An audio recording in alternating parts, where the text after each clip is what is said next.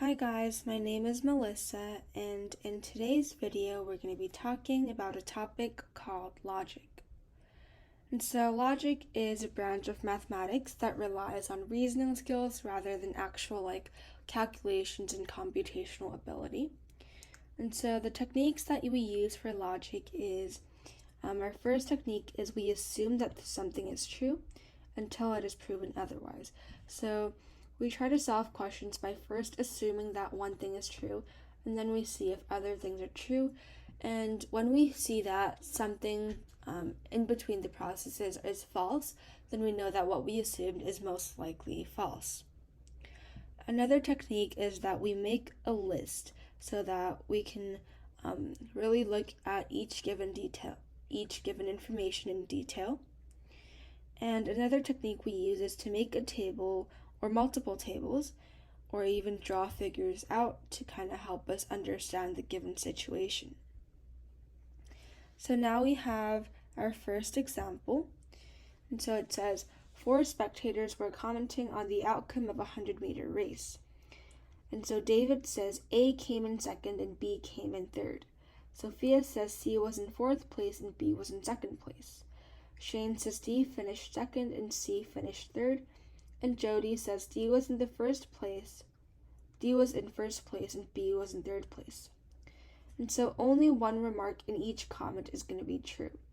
And so in what position was C? So each person is talking about 2 people, but only one remark in each comment is true. So for David, either A came in 2nd is the true part, or B came in 3rd is the true part.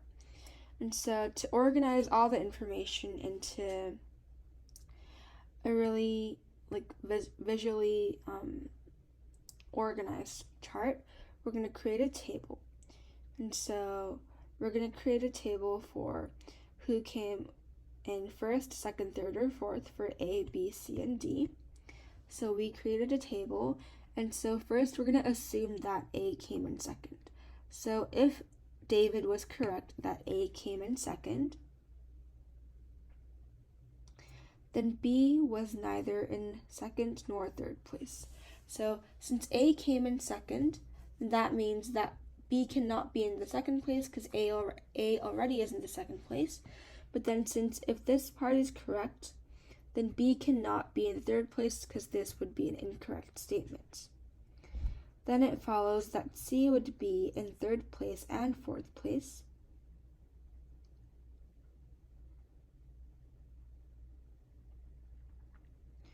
And so, since it's impossible for C to be both in 3rd place and 4th place,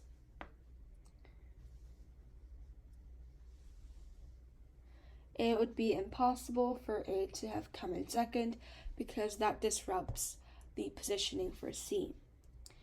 And so we're going to make a table to check the information. And so if we say that B came in 3rd,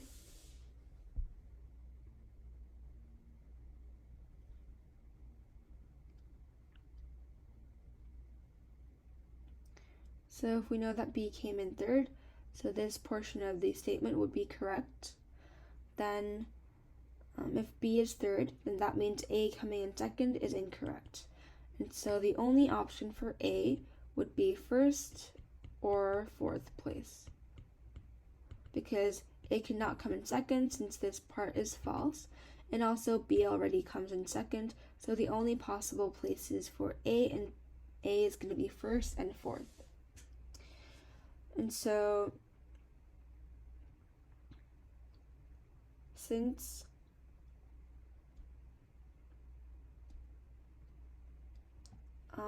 we said that B is in the 3rd place, then for Sophia, the fact that B was in the 2nd place is going to be incorrect because B is already going to be in the 3rd place. And so since this is the incorrect statement, then we know that C was in 4th is going to be the correct statement. So C is going to be in the 4th. Then because we know that C is in the 4th place, A is automatically going to become the 1st place. And again, B we said was true, so B is in the 3rd place. Then Since C finished fourth, according to what we did so far, this statement is false. And so that means that this statement will be true. So D finishing in second. And that fulfills our table. And so for Jody, since we said that D was in the second place, this part would be false. And so the true portion would be B was in the third place, and that's correct. And so since that fulfills the one remark being true for all David, Sophia, Shane, and Jody, we can confirm that C was in the fourth position. So because it's a little complicated to not draw a table and just think of it inside our heads, I really do recommend you guys create a table or some kind of visual aid that can help you organize the details given in the question. So now we have example 2. A policeman detained 4 suspects for a theft case. And so suspect A says, "Hey, I didn't do it." B says A did it. And C says, "Come on, I wasn't even there when the crime took place." And D says B did it. And in this case, only one suspect told the truth. So we're trying to look for the thief. And so, assuming that if suspect A, so we're assuming, if suspect A was the thief, then B would be saying the truth. So we'll just go from A. So then A is lying, B is telling the truth, C is telling the truth because he's saying that he's not the thief. So C would be telling the truth and D would be telling a lie. But then since only one person can tell the truth, but we already have B and C both telling the truth, we know that suspect A is not the thief. So we're going to cancel suspect A as our option. Now if B is the thief,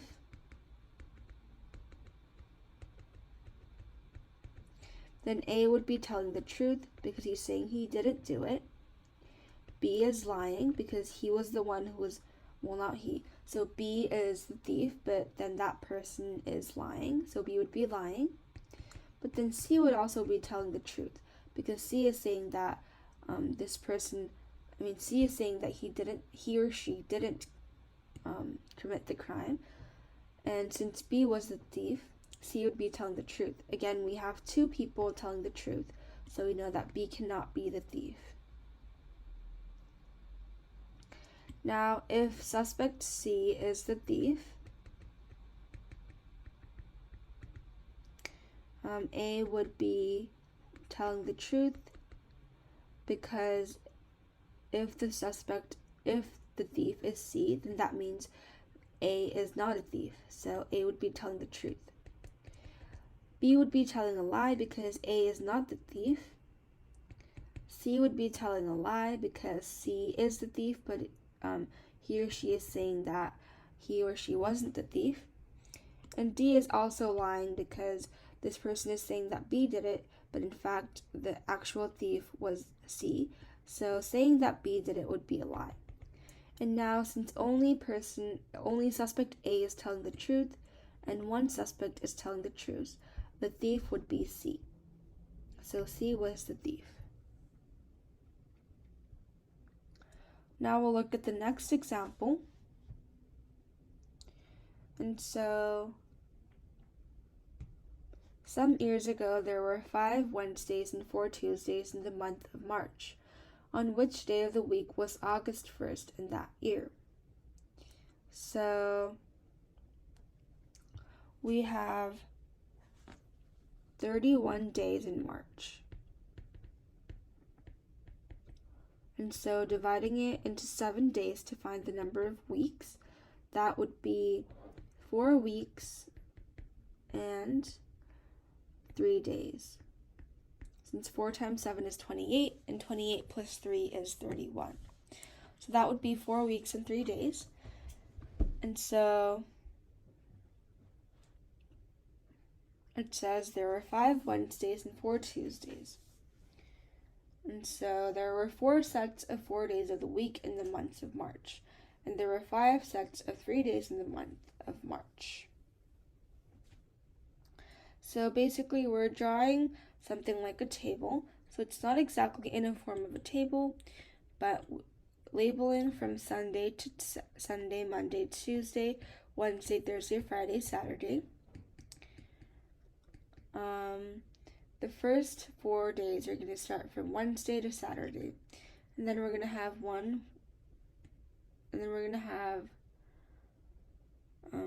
3 days from Sunday to Tuesday. And so after we organize our calendar table like so, we know that from March 1st to August 1st, there were 154 days, because in March there's 31 days. April, there's 30 days. May, 31 days. June is 30 days. July is 31 days. And then we're adding 1 day for August. So that's going to be 31 plus 30 plus 31 plus 30 plus 31 plus 1, which is going to be 154. And so dividing 154 by 7, that's going to give us 22 weeks without a remainder. So we know that August 1st was a Tuesday in that year. So now we're going to look at our first practice problem. And so I want you guys to try solving this problem on your own. So I'll give you guys about 2 minutes to solve this problem. And I want you guys to write out or draw a table, whichever one is easy for you. But I really want you guys to write out the process and then derive your answer. So really write out your process carefully so that you can get used to this logic type of problem. And then we'll go over the solution together.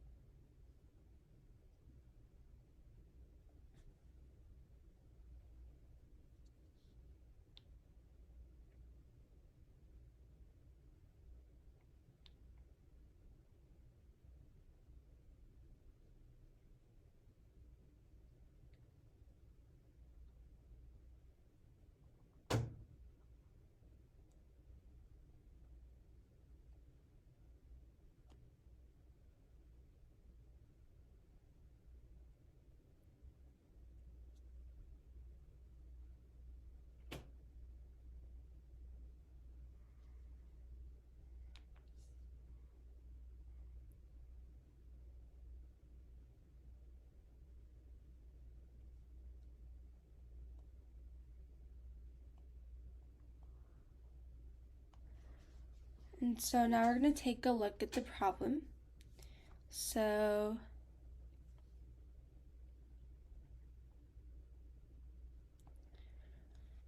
it says Stanley wrote a 4-digit number on a piece of paper and challenged Daryl to guess. And all digits were different. So Daryl says, "Is it 4,607? Stanley says 2 of the numbers are correct, but they're positioned wrongly. So Daryl says, "Could it be 1,385? And Stanley says, "My answer is the same as above." And then Daryl now says, "How about 2,879? So he says 2 of the numbers are correct and in the right places as well. So Daryl says, "How about 5,461? And so he says none of the digits are correct." So now we're going to write out the possible numbers. Well, we're going to write out the numbers that Daryl said. So we have 4,607, 1,385, 2,879, and 5,461. So from the last 2 conversations, saying that none of the digits in 5,461 are correct, so we know that none of these digits are correct. So from the previous numbers, we're going to cancel out any number that is 4, 5, 6, or 1. And so after we've canceled these numbers out,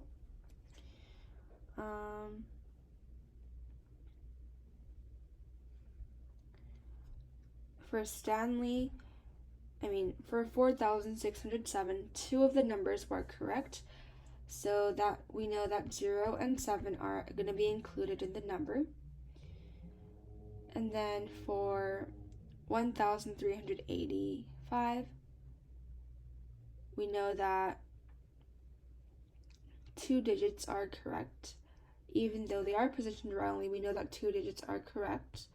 So that tells us information about the number 3 and 8. But then for 2,879, we know that two of the numbers are correct and positioned correctly. And so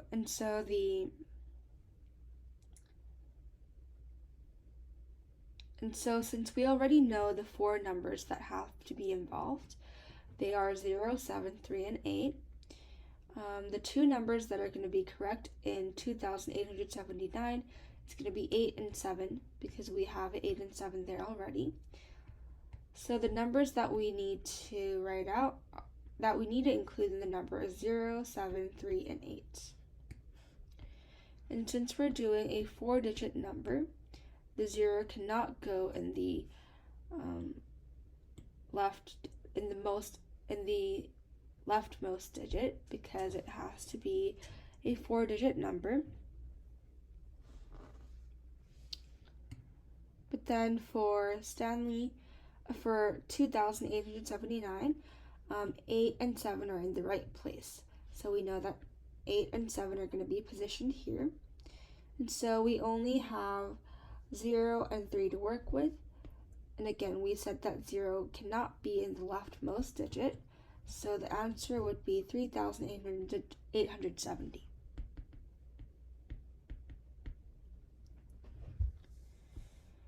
Now let's take a look at problem 2. And so it says a box contains blue marbles and another 2 boxes contain white marbles only. And the label on box A says white marbles, label on box B says blue marbles, and label on box C says that box B contains blue marbles. So it says which box contains blue marbles if two of the above labels are mixed up. So now we're going to assume that the labels are mixed up. And so if box A is labeled incorrectly,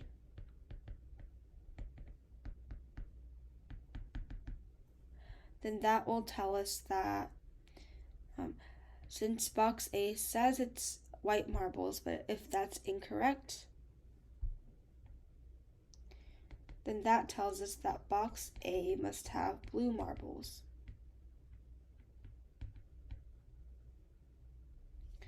And this indicates that since only one box contains blue marbles, this basically tells us that both box B and C are going to be white marbles.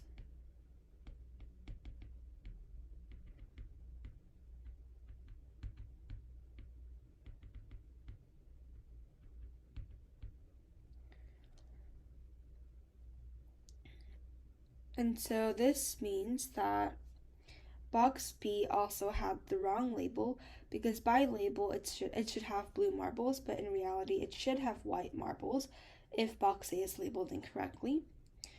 And so both of these are then mixed up. But if we look at box C, it says box B contains blue marbles, and that is also incorrect. So that would mean that box C is also mixed up. But then it says only two of the labels are mixed up. So the assumption that box A was labeled incorrectly is going to be incorrect, because in that case, all of the labels would have been mixed up. Now we're going to assume that box A has the right label.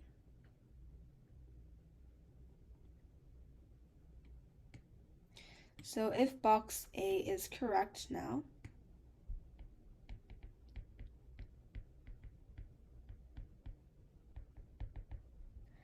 then box A must have white marbles. then that would mean that the remaining two labels would be mixed up. So since box B says by label it has blue marbles, it should have white marbles. And since two boxes contain white marbles, then the other box should contain blue marbles, and so box C should have blue marbles. But then the label on box C says that box B contains blue marbles, so that would also be incorrectly labeled. So these two would be the boxes that are mixed up, and with these two marbles mixed up,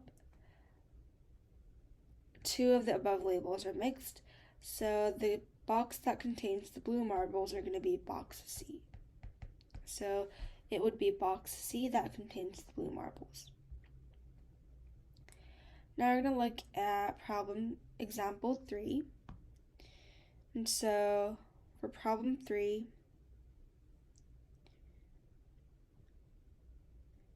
it says, Andrew, Jolene, and Tommy each draw 3 cards from 9 cards numbered from 1 to 9.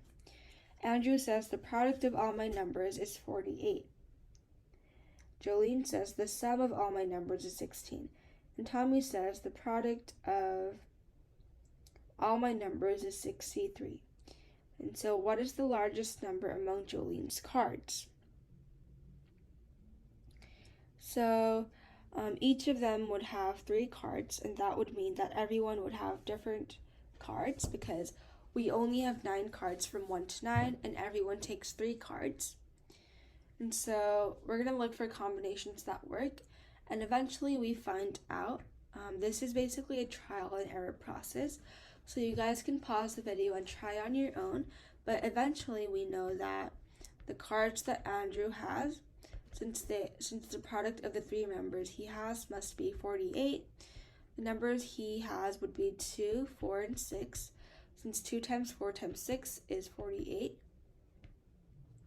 Then for Jolene, so we're going to write out 1, 2, 3, 4, 5, 6, 7, 8, 9. And so Andrew already has 2, 4, and 6, so no other person can have those 3 numbers. And so for Jolene, the sum of her 3 numbers is going to be 16. And so of the remaining numbers, she would have to have 3, 5, and 8, since they add up to 16. And so that would mean that Tommy has the numbers 1, 7, and 9, and Tommy says the product is 63. So all of the requirements are fulfilled. And so the question asks, what is the largest number among Jolene's cards? And so Jolene has 3, 5, and 8, so her largest number is going to be 8.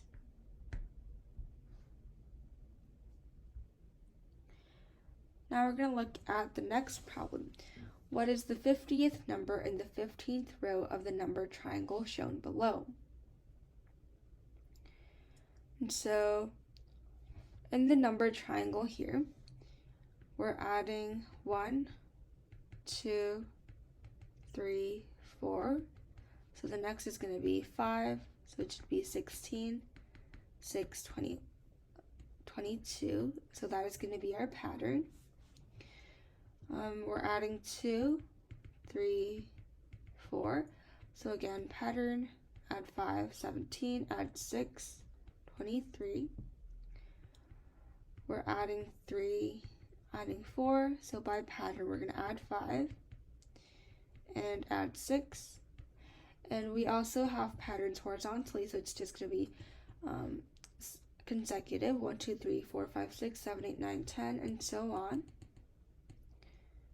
And so the numbers we wrote out are also consecutive, so that tells us that we are correctly writing out the numbers. And so that is going to be the basic pattern. And now the question asks us, what is the 5th number in the 15th row of the number triangles shown below? And so by looking at the pattern, the last number of row 14 is going to be 1 plus 2 plus 3 plus 4 plus 5 until we get to plus 14, since it's going to be the last number in row 14. And so that would give us 105.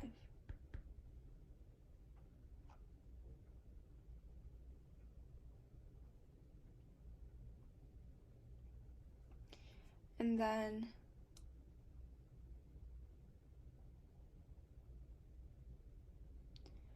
now, since 105 is the last number in the 14th row, the first number of row 15 is going to be 106. Now we're looking for the fifth number in the 15th row, so we're going to write out 5 numbers consecutively, starting with 106, and that would give us 110 for the fifth number, and so 110 would be the fifth number in the 15th row.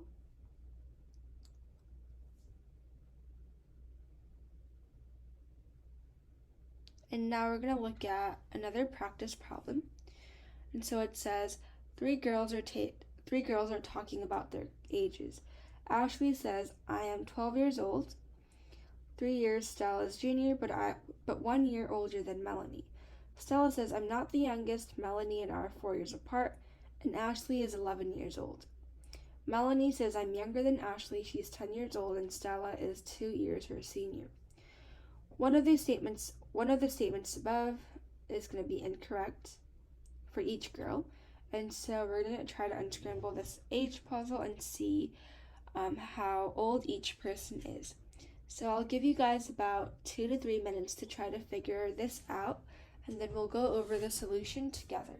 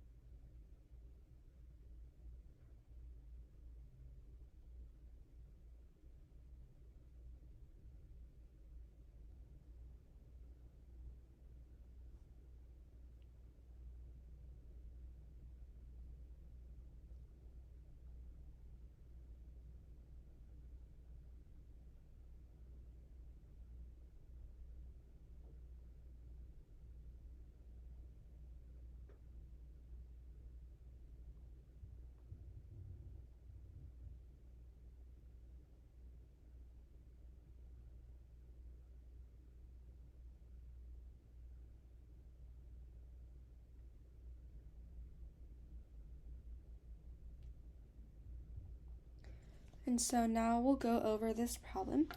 And so it says, so now we're going to organize the information that the 3 girls said.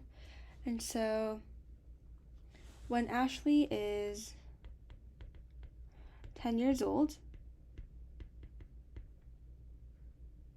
right, so we're saying that this statement made by Melanie is correct. So when Ashley is 10 years old, that would make Stella 13 years old.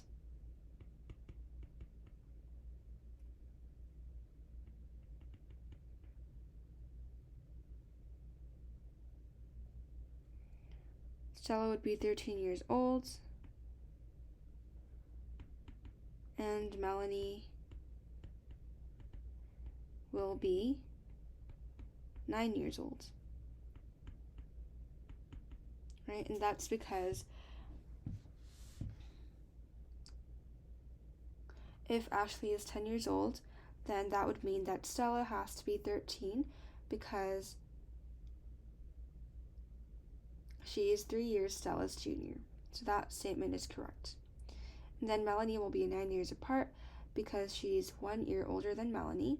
And we know that these two statements out of Ashley's statements are going to be the correct one, and that this statement is going to be incorrect. The red is going to be incorrect since one of the 3 statements made by each girl has to be incorrect. And we already said that Ashley is 10, so it would be false for her to say that she's 12. And so we'll see if this scenario makes 2 statements true and 1 statement false for all other girls. And so for Stella, she's saying, I'm not the youngest, so this part is correct. And then she says, Melanie and I are 4 years apart, so this part is also correct. And also, since we assumed that Ashley was 10 years old, this portion would be incorrect, so she has 2 true statements and 1 false statement. Now for Melanie, she is younger than Ashley, so this part is going to be correct. But then she says, Stella is 2 years her senior. But actually, Stella is 3 years her senior, so this statement is going to be incorrect. And for all 3 girls, we have 2 correct statements and 1 incorrect statement. So we have solved the puzzle. So we know that Ashley is 10 years old. Stella is 13 years old. And Melanie will be 9 years old. Now let's look at the next practice problem. And so a meteorological report shows the following records of a certain number of days. It rained 10 times either in the morning or in the afternoon. There were 8 dry afternoons and 14 dry mornings.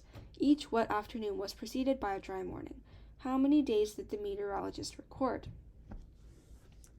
And so we have 2 different ways of solving.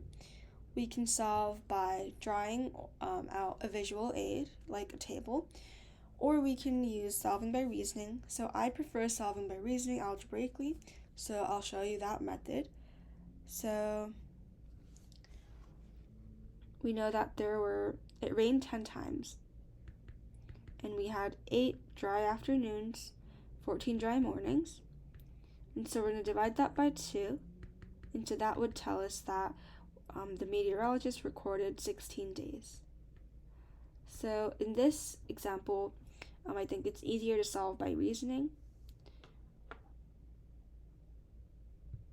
And so we would have 16 days as our answer. So we'll solve one more problem before class ends.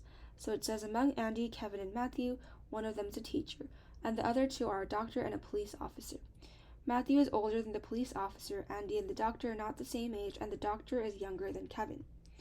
And so now we want to find who the teacher is. So I'll give you guys about 2 minutes to solve this question and try it on your own before I go over the solution together.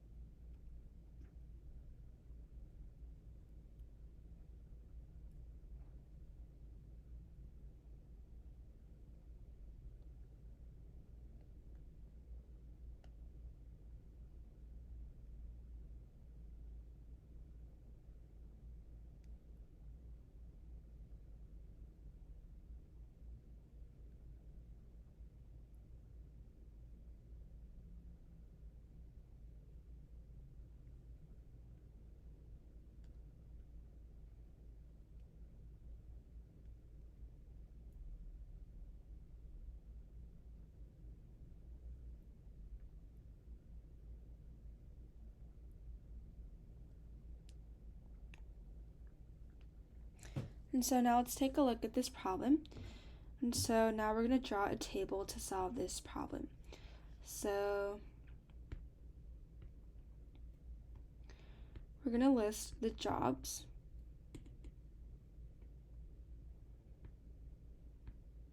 So we have a police officer, we have a doctor, and we have a teacher.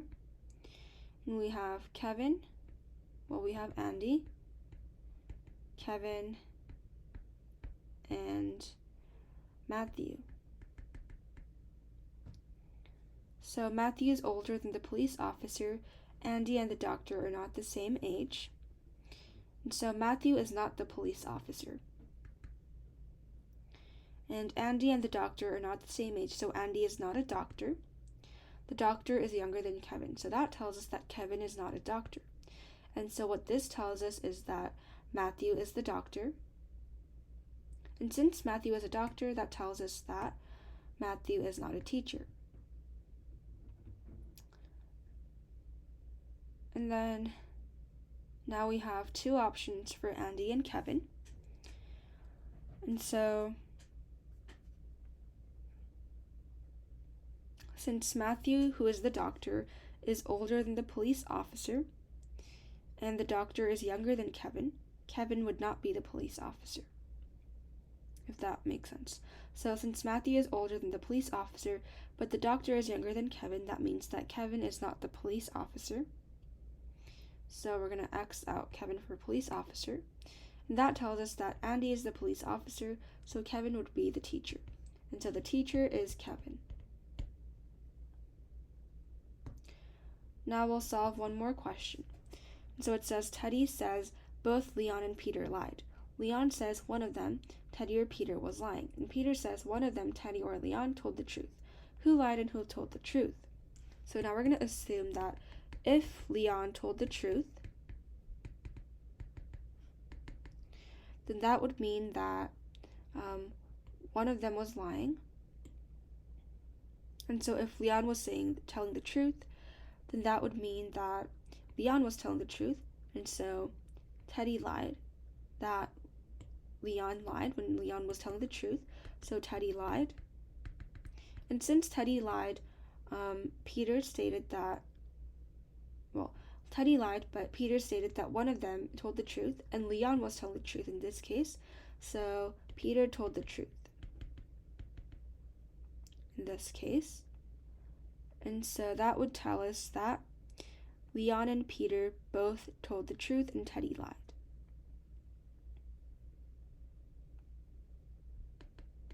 So this would be our conclusion. So Teddy lied and Leon and Peter told the truth.